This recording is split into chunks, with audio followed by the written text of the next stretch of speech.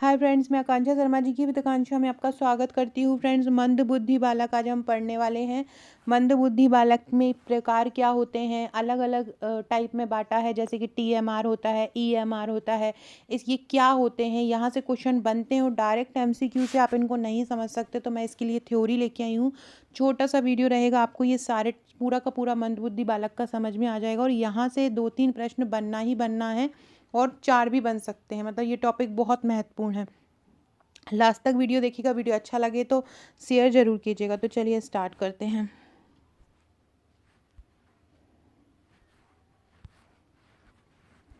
देखो, सबसे पहले हम मंदबुद्धि बालक का शैक्षिक वर्गीकरण। मंदबुद्धि बालक होते क्या कौन से हैं?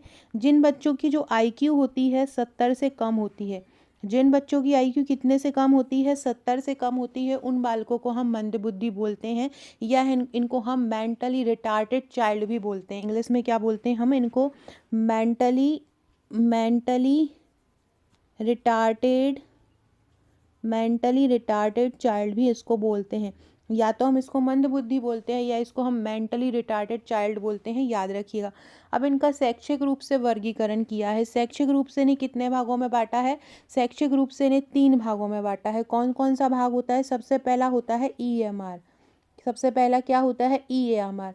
दूसरा क्या होता है? टीएमआर होता है। और तीसरा क्या होता है? सीएमआर होता है।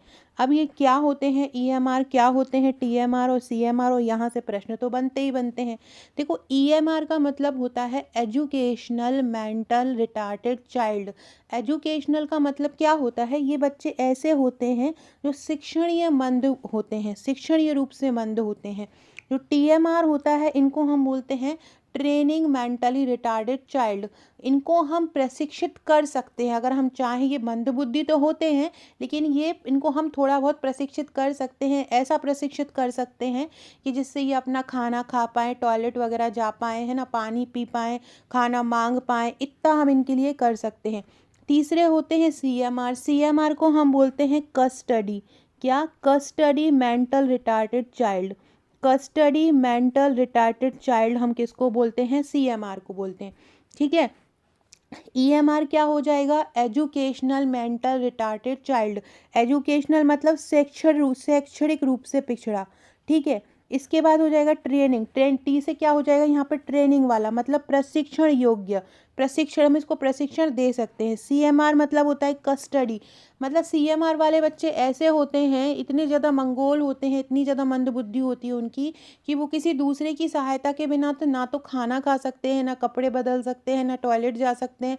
मतलब उन्हें हमेशा अपने पेरेंट्स की, अपने कोई अपने गार्जियन की, इनको हमेशा सहायता लगती है। तो इस प्रकार से ये 3 प्रकार के चाइल्ड होते हैं। ये ईएमआर जो होते हैं, जिनको हम शिक्षणीय मंद प्रकार के बच्चे बोलते हैं, शिक्षणीय मंद बच्चे, इनको प्रशिक्षण योग्य मंद बोलते हैं। और इनको अभिरक्षा, अभिरक्षा मतलब कस्टडी। तो क्या होता है कि किस प्रकार से होते हैं? जो ईएमआर बच्चे होते हैं, हम इन्हें ऐसी शिक्षा दे सकते हैं, जैसे कि हस्त कौशल वाली दे दी, या कोई ऐसी शिक्षा दे दी जो कम बुद्धि में भी बच्चा समझ पाए, जिससे कि ये अपना जीविकोपार्जन कर सकें।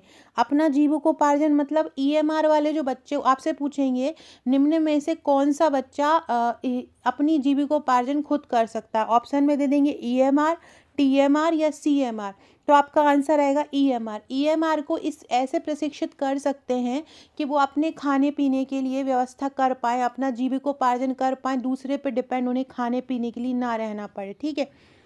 टीएमआर वो होता है जिनको ये कुछ कर नहीं पाते हैं, ये दूसरे का तो पेट पाल ही नहीं पाएंगे, बट बस इतना इनके लिए इतना कर सकते हैं टीएमआर वाले, कि अगर अपन इनको ट्रेनिंग दो कि तुमको, है ना, ऐसे कपड़े चेंज करना है, ऐसे खाना है, ऐसे चम्मच उठाना है, ऐसे टॉयलेट जाना है, ऐसे चीज़ें करोगे ना, तो ये टीएमआर वाले कर पाएंगे। सीएमआर वाले को आप कुछ नहीं कर सकते हो। ये कस्टडी वाले होते हैं, मतलब ये अभिरक्षा वाले होते हैं। मतलब इनको तो किसी न किसी की सहायता चाहिए रहेगी। आपने मम्मी की सहायता चाहिए, पापा की, अपने गार्जियन की, या कि कोई आया रखो। इनके लिए ये खुद का कोई भी काम नहीं कर सकते। हमेशा इनको बेड रेस्ट पर, ये थोड़े बोले वो मंगोल टाइप के बच्चे होते हैं। ठीक है। ये मंदबुद्धि बालक के प्रकार हैं। कैसे प्रकार हैं? ये शैक्षणिक रूप से प्रकार हैं। शैक्षणिक रूप से मंदबुद्धि बालक के ये प्रकार हैं। इनके बारे में और पढ़ लेते हैं। जो ईएमआर होते हैं, इनकी आईक्यू कितने से कितने के बीच होती है? 50 से 70 के बीच होती है। आईक्यू इनकी कितनी होती है ईएमआर वाले बच्चों की, आपसे पूछेंगे कि ईएमआर बच्चों की जो आईक्यू होती है वो कितनी होती है, 50 से 70 होती है। टीएमआर बच्चों की आईक्यू कितनी होती है, 25 से 50 होती है टीएमआर। टीएमआर मतलब जिनको अपन प्रशिक्षण दे सकते हैं। और सीएमआर जो मतलब बहुत ही ज़्यादा मतलब डल होते हैं बच्चे, अभिरक्षा वाले मंदबुद्धि बालक होते हैं, कस्टडी वाले होते हैं, उनकी आईक्यू कितनी होती है, 25 से कम होती है। ईएमआर की कितनी होती है, 50 से 70 होती है। मंदबुद्धि बालकों की ही 70 से कम होती है। ठीक है, मंदबुद्धि बालक की आईक्यू आपसे पूछेंगे कितनी होती है, 70 से कम होती है। आपसे पूछेंगे पिछड़े बालक की आईक्यू कितनी होती है, तो 70 से 85 तक होती है। 85 से कम वाली आयु को हम पिछड़े बालक की आयु कहते हैं। मंदबुद्धि बालक की आयु किसकी बोलते हैं, जो 70 से कम होता है उसको हम मंदबुद्धि बालक होते हैं। जो 25 से कम होता है ना उसको मूढ़, गौण, मूढ़, जड़, इस प्रकार से बच्चे बोला जाता है। ठीक है, तो याद रखना ईएमआर की आईक्यू कितनी होती है, 50 से 70 होती है। टीएमआर की कितनी होती है, 25 से 50 होती है। और सीएमआर की कितनी होती है, 25 से कम होती है। फ्रेंड, मैं जिस जिस ये नोट्स से आपको पढ़ा रही हूँ ना, ये हमारे हम जीतेंगे बैच में इसी प्रकार के नोट्स प्रोवाइड किए गए हैं, हैंड रिटन। सारे ही टॉपिक के इसी प्रकार के नोट्स हैं। सारी ही पूरे जितने भी बाल विकास के टॉपिक हों, चाहे पोषण का टॉपिक हो, चाहे प्रबंधन का टॉपिक हो, चाहे अधिनियम का टॉपिक हो, इसी प्रकार से हैंड रिटन ईजी लैंग्वेज में थ्योरी दी गई है, उसका वीडियो लेक्चर दिया गया है और साथ में उसके एमसीक्यू भी कराए गए हैं। थ्योरी से कोई भी चीज़ बहुत जल्दी समझ में आ जाती है और बहुत लंबे समय तक याद भी रहती है, इसलिए थ्योरी पढ़ना बहुत ज़्यादा ज़रूरी है। और ये वाला टॉपिक तो बहुत ज़्यादा इंपॉर्टेंट था, इसलिए मैं वही वाला नोट्स आपके लिए लेके आई कि ताकि आपको ये क्वेश्चन, अगर मैं यहाँ पे अगर आपको ईएमआर टीएमआर के एमसीक्यू अभी कराऊंगी ना, तो आपको इतना दिमाग में नहीं घुसेगा जितना आपको ये थ्योरी चला जाएगा। तो ईएमआर क्या हो जाएंगे, educational mental retarded child, TMR training mentally retarded child, और CMR custody mentally retarded child. मतलब ट्रेनिंग योग्य, शैक्षणिक योग्य और कस्टडी योग्य। आईक्यू तीनों की याद हो गई। ईएमआर की 50 से 70 के बीच, टीएमआर की 25 से 50 के बीच और सीएमआर की 25 से कम होती है। क्रो और क्रो के अनुसार जिन बच्चों की आईक्यू 70 से कम होती है वो मंदबुद्धि बालक कहलाते हैं। किसने बोला है, ये क्रो और क्रो ने बोला है कि जिन बच्चों की आईक्यू 70 से कम होती है वो कौन से बच्चे कहलाते हैं, मंदबुद्धि बोला कहलाते। क्रो और क्रो ने बोला है कि जिन बच्चों की आईक्यू 130 से ज़्यादा होती है। क्रो और क्रो ने एक और परिभाषा दी है कि जिन बच्चों की आईक्यू 130 प्लस होती है, जिनकी आयु 130 प्लस होती है वो प्रतिभाशाली बच्चे होते हैं। वो प्रतिभाशाली बच्चे होते हैं जिनकी जो बुद्धि लब्धि होती है, वो जिनकी जो आईक्यू होती है वो 130 से ज़्यादा होती है, वो क्या कहते हैं, प्रतिभाशाली व्यक्ति कहलाते हैं। जबकि टर्मन ने बताया है कि जिनकी आयु 140 प्लस होती है वो प्रतिभाशाली बच्चे होते हैं। टर्मन ने ये बताया। इसके अलावा पिछड़े बालक की परिभाषा दी है सिरिल वर्ट ने। सिरिल वर्ट ने क्या बोला है कि ऐसे बच्चे जो अपनी शिक्षा से अपनी जो उनको जिनको उस जिस कक्षा में होना चाहिए उस कक्षा से एक सीढ़ी नीचे होते हैं वो पिछड़े बालक कहलाते हैं। किसने बोला है, सिरिल वर्ट ने बोला है। इस प्रकार से कुछ परिभाषाएं हैं, याद होना चाहिए। और क्रो ने क्या बोला है, जिनकी आईक्यू 70 से कम होती है वो कैसे कहलाते हैं, मंदबुद्धि बालक कहलाते हैं। इन मंदबुद्धि बालक की जो मानसिक आयु होती है ना वो भी 11 से 7 वर्ष, 8-9 वर्ष, 9 वर्ष, 11 वर्ष, इस प्रकार से इनकी मानसिक आयु भी होती है। ठीक है, तो ये ईएमआर, टीएमआर और सीएमआर आपको समझ में आ गए। ईएमआर मतलब जीविकोपार्जन के लिए ये थोड़ा बहुत कमा सकते हैं अगर अपन इन्हें शिक्षा दे दें। टीएमआर अपन इनको खाने पीने, नहाने धोने, सोने की ट्रेनिंग दे सकते हैं। सीएमआर ये कुछ भी काम के योग्य नहीं होते हैं। ठीक है, अब पढ़ते हैं हम सबसे पहले ईएमआर। ईएमआर जो होता है इसको हम बोलते हैं एजुकेशनल मेंटल रिटार्टेड चाइल्ड। ठीक है, मतलब शैक्षणिक रूप से मंदबुद्धि बालक। इनकी आईक्यू कितनी होती है, 50 से 70 होती है। इसको और क्या बोलते हैं, इसको और बोलते हैं हल्का मंदबुद्धि बालक। मतलब जिसकी बुद्धि तो मंद है लेकिन कैसी है, थोड़ी हल्की है, तो इसलिए इसको हल्का मंदबुद्धि बालक बोलते हैं। आईक्यू कितनी होती है, आईक्यू इनकी 50 से 70 होती है। इसको कैसे याद, देखो यहाँ पे मैंने ट्रिक द्वारा भी याद करवाया था। ईएमआर की आईक्यू होती है 50 से 70, तो ई मेरे को पचता नहीं है, 50, ई मेरे को पचता नहीं है। ठीक है, ऐसे मैंने याद करवाया था तो वही लिखा है। तो ये जो ईएमआर वाले बच्चे होते हैं ये जीवित रहने, जीवन यापन करने के लिए हम इन्हें प्रशिक्षित कर सकते हैं। जैसे कि अगरबत्ती या दिया बनाने का काम दे दिया, ईएमआर वालों को हम अगरबत्ती बनाने का काम सिखा सकते हैं, दिया बनाने का काम सिखा सकते हैं, या और भी कोई भी जो छोटे पेंसिल वेंसिल बनाते हैं ऐसे वाले काम सिखा सकते हैं, जिससे वो अपना खुद का पेट भर सकते हैं। ईएमआर बच्चे को अपन इतनी ट्रेनिंग दे सकते हैं, जिसकी आईक्यू 50 से 70 के बीच होती है, उसको हम इतनी ट्रेनिंग दे सकते हैं कि, एक सेकेंड रुकिएगा।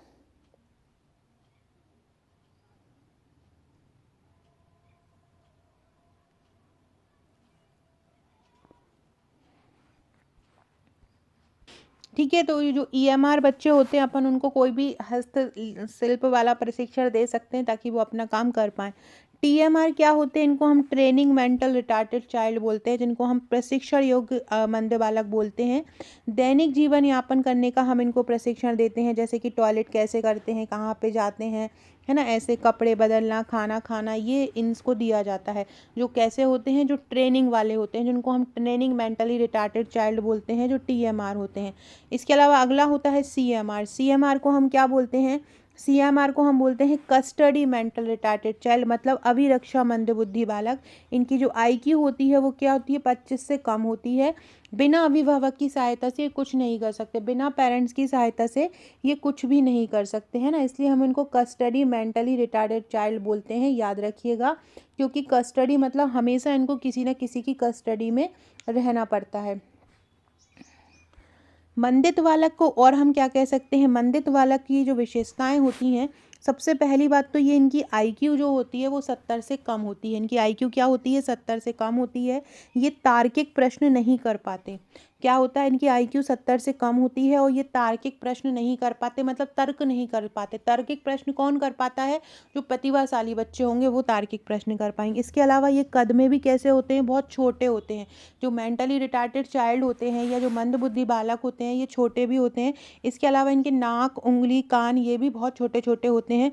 शब्दकोश भी इनका सीमित होता है और भाषा विकास भी इनमें कम होता है।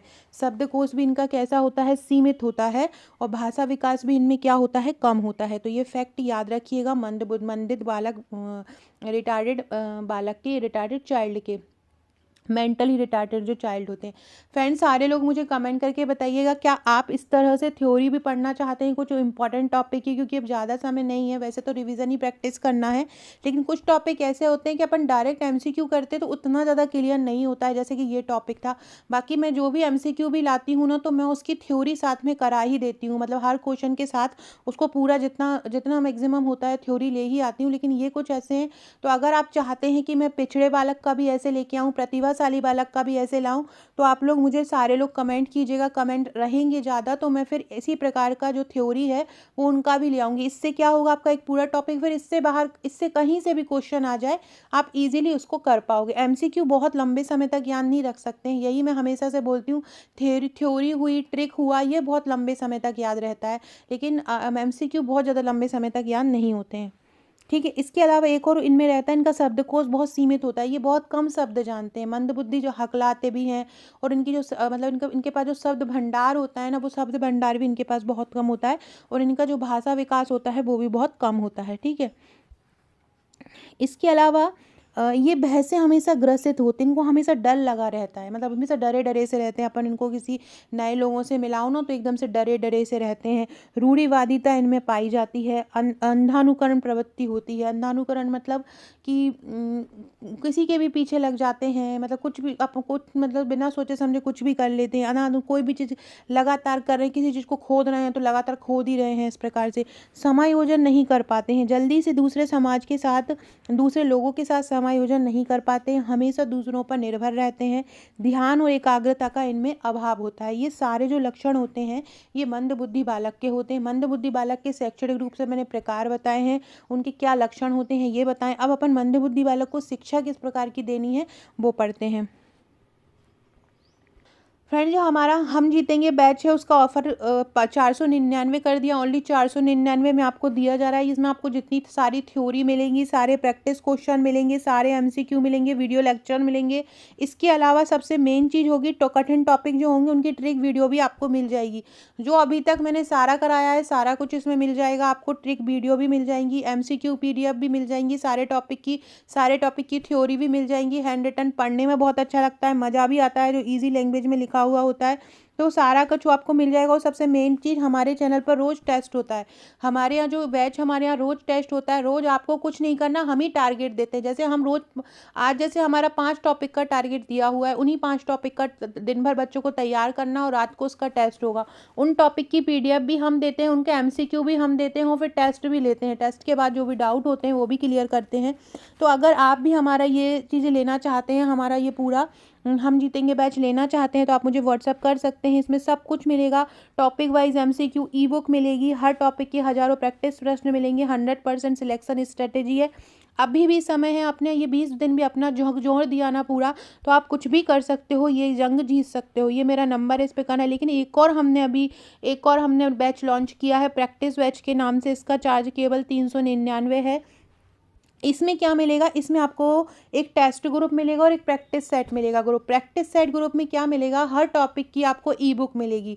हर टॉपिक की ई बुक से मतलब है, जैसे कि विशेष आवश्यकता वाले बच्चों की मिल गई है ना, पूरे अधिनियम के 3000 एमसीक्यू हैं लगभग अधिनियम के, वो सारी मिल गई। योजनाओं के लगभग 2000 एमसीक्यू हैं, वो सारे आपको मिल जाएंगे। गर्भवती महिलाओं के मिल जाएंगे आपको, ग्रंथियों के, पाचन ग्रंथियों के, प्रजनन तंत्र के, ये सारे आपको अलग अलग, प्रबंधन के, पंचवर्षीय योजनाओं के, विकास के, करंट अफेयर्स के, आईसीएमआर के सारे एमसीक्यू टॉपिक वाइज आपको एक टेलीग्राम ग्रुप मिल जाएगा।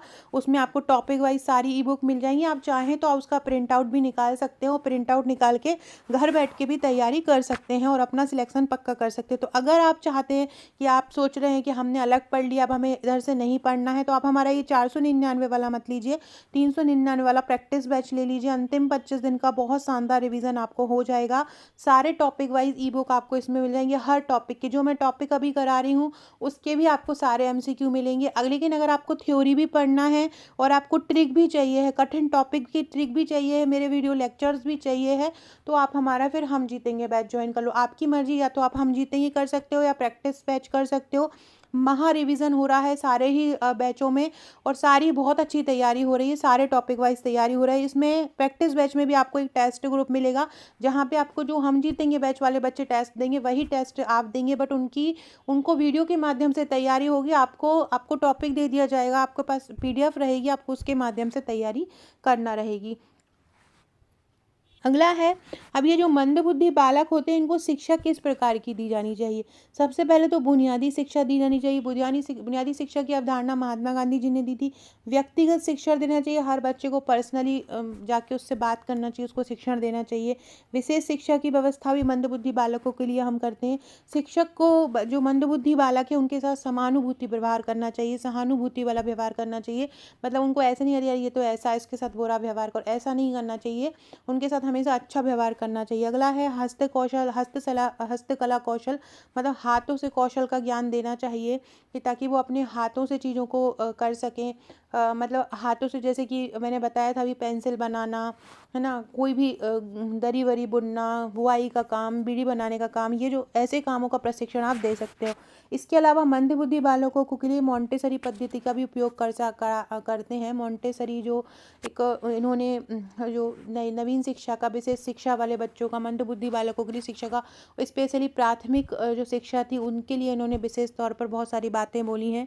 इटालवी ये लेखक हैं और बहुत सारी पद्धति इन्होंने दी है, ठीक है। और दृश्य व श्रव्य सामग्री का प्रयोग, ये करके हम मंदबुद्धि बालक को शिक्षा दे सकते हैं। ये सारी चीज़ें चाहिए। देखो, आपका जो बाल विकास वाला टॉपिक है ना, बाल विकास के टॉपिक में ये जो आप लोग पढ़ रहे हो ना, जो वर्ग 2 वर्ग 3 का, वो बिल्कुल नहीं आना है।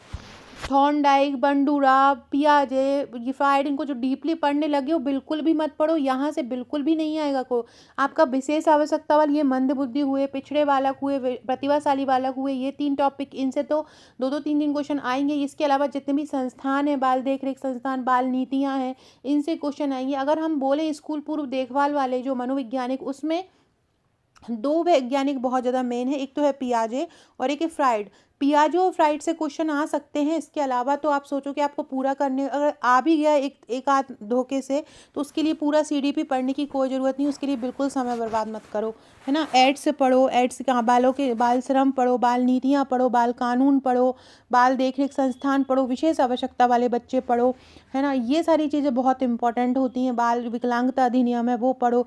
तो ये वाले क्वेश्चन यहाँ से बहुत ज़्यादा इंपॉर्टेंट क्वेश्चन आते हैं। विशेष आवश्यकता वाले बच्चों के लिए ये जो थ्योरी है ना, इसके इन इस थ्योरी के ही मैंने एमसीक्यू बना डाले हैं, पूरी थ्योरी के 500 एमसीक्यू बनाए हैं। उसके अलावा आपको कुछ भी नहीं पढ़ना है, बस वो 500 एमसीक्यू रट डालो। थ्योरी साथ में पढ़ना है तो थ्योरी की पढ़ लो, लेकिन अगर आपको एमसीक्यू रटना है तो एमसीक्यू रट डालो। कुछ लोगों को एमसीक्यू पसंद आते हैं तो वो एमसीक्यू इसलिए ही बनाए, उसके लिए अलग से 500 वो कर सकते हैं। इसके अलावा स्कूल पूर्व के लिए मैंने 1040 इसलिए ही बनाए हैं क्योंकि हमारी लड़कियां भी बहुत पहले से परेशान थी कि बाल विकास बहुत ज़्यादा कठिन लगता है, इतना सारा है। तो हमने सिलेक्टेड जो टॉपिक थे उनके 1040 एमसीक्यू बनाए हैं स्कूल पूर्व देखभाल के लिए। इसलिए आप लोग भी वर्ग 2 वर्ग 1 का अगर पढ़ रहे हो तो बिल्कुल भी मत पढ़ना, बिल्कुल टाइम बर्बाद मत करो, जो मेन टॉपिक है उन्हीं पे फोकस करो।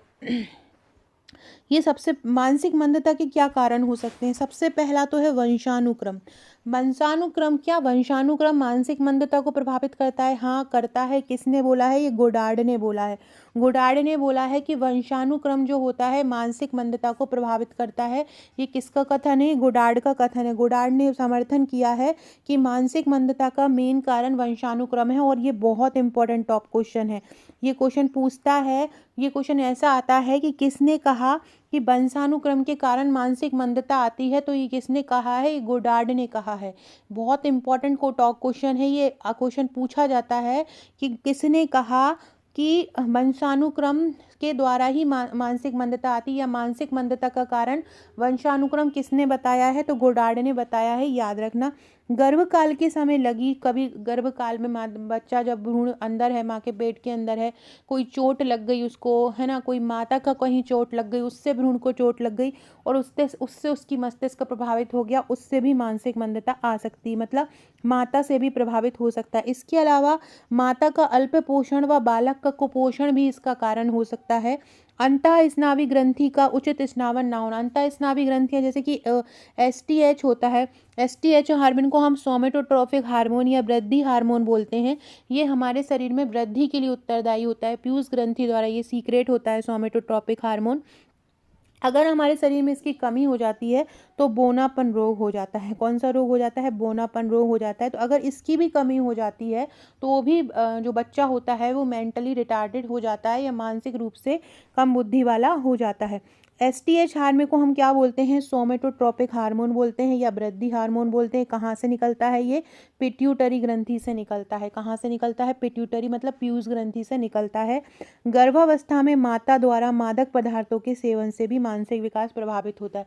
अब मानसिक विकास के अपन ने कितने कारण बताए कि एसटीएच हार्मोन मतलब सोमेटोट्रोपिक हार्मोन जो कि वृद्धि कारक हार्मोन होता है, यदि ये नहीं निकलता है, यदि ये कम मात्रा में निकलता है तो भी बच्चा जो होता है मानसिक बुद्धि कम बुद्धि वाला हो जाता है। और ज़्यादा निकलता है तो भी बहुत ज़्यादा स्थिति खराब हो जाती है। एक्रोमेगेलिया, भीम कायता ऐसे वाले रोग हो जाते हैं वृद्धि हार्मोन बहुत ज़्यादा सीक्रेशन से, और कम सीक्रेशन से बौनापन जैसे रोग हो जाते हैं। तो ये भी कारण होते हैं मंदबुद्धि बालकों के। ये कुछ हाइड्रोसेफली और माइक्रोसेफली सुन लो।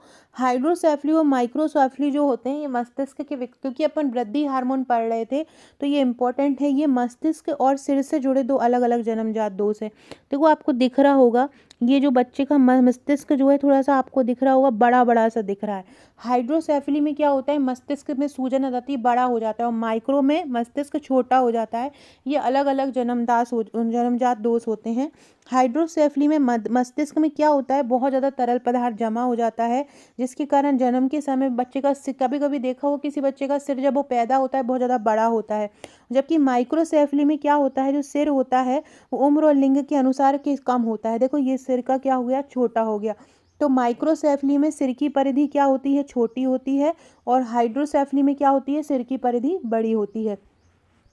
माइक्रो एक बुक है biology mental defect book, biology mental defect book, ये किसने लिखी है?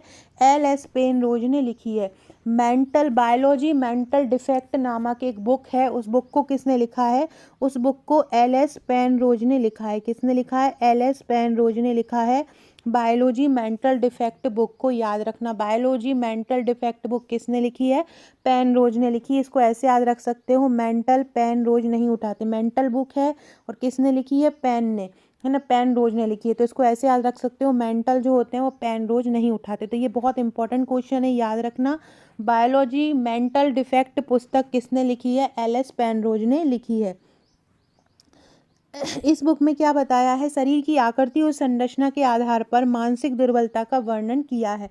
इस बुक में ये जो बायोलॉजी मेंटल डिफेक्ट जो बुक है वो किसने लिखी है, पेनरोज ने लिखी है। इस बुक में क्या बताया है कि जो शरीर की आकृति और संरचना के आधार पर भी बच्चा मानसिक रूप से दुर्बल होता है। जैसे कि एक होता है हाइड्रोसेफेली, एक होता है माइक्रोसेफेली और एक होता है मंगोलिज्म। हाइड्रोसेफेली क्या होता है, अभी मैंने बताया था कि मस्तिष्क में क्या होता है, बहुत ज़्यादा तरल जमा हो जाता है। वो तरल क्या होता है, उसको हम बोलते हैं सेरेब्रल स्पाइनल द्रव। हाइड्रोसेफेली में क्या होता है, सेरेब्रल स्पाइनल द्रव जो होता है बहुत ज़्यादा मात्रा में जमा हो जाता है, जिससे मस्तिष्क में सूजन आ जाती है। माइक्रोसेफेली में क्या होता है, मस्तिष्क का जो साइज होता है वो अपना 31 इंच से कम हो जाता है और लगभग 17 इंच तक हो जाता है, ठीक है। और मंगोलिज्म में बच्चे क्या होते हैं, जड़ बुद्धि वाले आ जाते हैं। इसके अलावा एक और बताया है क्रेटेनिज्म, जिसको हम बोनापन भी बोलते हैं। इसमें IQ 25 से 50 हो जाती है। मंगोलिज्म में मुंह टेढ़ा सा हो जाता है, गर्दन छोटी सी हो जाती है। तो ये जो 4 प्रकार के मानसिक मंदबुद्धि बच्चों का वर्णन किया है, ये किसने किया है, ये पेनरोज ने किया है। पेनरोज ने एक पुस्तक लिखी थी, उस पुस्तक का नाम क्या था, biology mental defect. Biology mental defect में जो मेंटली बच्चे हैं, जो मेंटली रूप से रिटार्डेड चाइल्ड हैं, उनको 4 भागों में बांटा है, हाइड्रोसेफेली, माइक्रोसेफेली, मंगोलिज्म और क्रेटेनिज्म।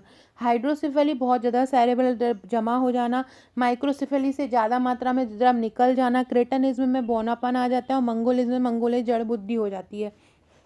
ये भी मानसिक रूप से मंदबुद्धि बालक के, जो मंदबुद्धि बालक हैं ये भी प्रकार हैं। अभी अपन ने वहाँ EMR, TMR और CMR पढ़ा था, वो शैक्षणिक रूप से मंदबुद्धि बालक के प्रकार थे। और ये किस प्रकार से हैं, ये जो होते हैं इन बुक में उन्होंने दिया है पेनरोज ने, उसके हिसाब से हैं, ठीक है। तो ये इस प्रकार से अपन ने ये पढ़ लिया कि कौन इसके होते हैं, कितने प्रकार होते हैं, कहाँ कहाँ से ये आए हैं।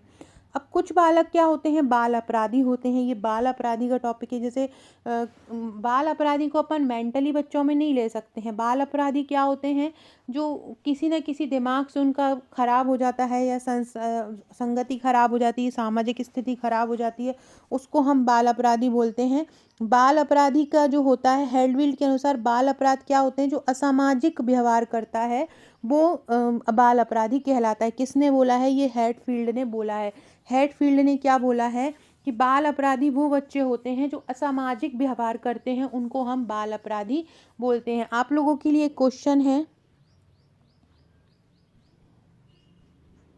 गर्भकाल की किस अवस्था